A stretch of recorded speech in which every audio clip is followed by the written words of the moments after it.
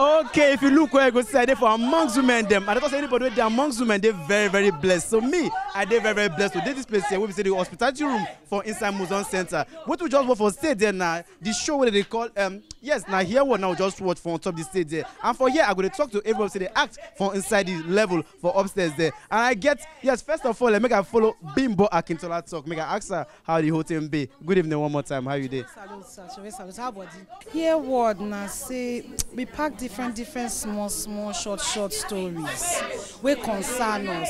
You know, people they believe say it concern only women. Not be only women they concern. It concern everybody.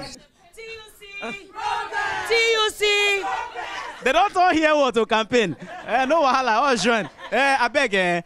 Kate Henshaw, good evening one more time. I beg. Tell us what in here would be to you personally. Here waiting all the women they talk for Naija. We they talk say they suffer too much. We talk say we get plenty power inside our body.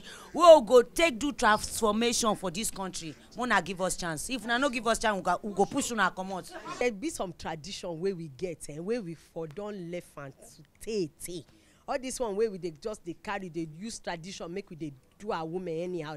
The time don't pass. Now still here was 20 now day, and I did for inside the hospitality room with all the ladies that enter on top stage go at this drama this evening. And as I tell you, I did highly blessed amongst women. I know be Jesus my brother, but the level for here no be small thing. I did flex, I did enjoy myself. I want to say I did women. I know say women now sweating.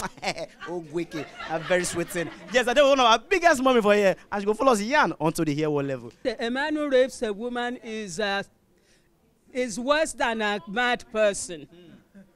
It certainly is not a man. If you want to prove that you are a man, what you fit do is go to the babe and say, well, babe, I like you.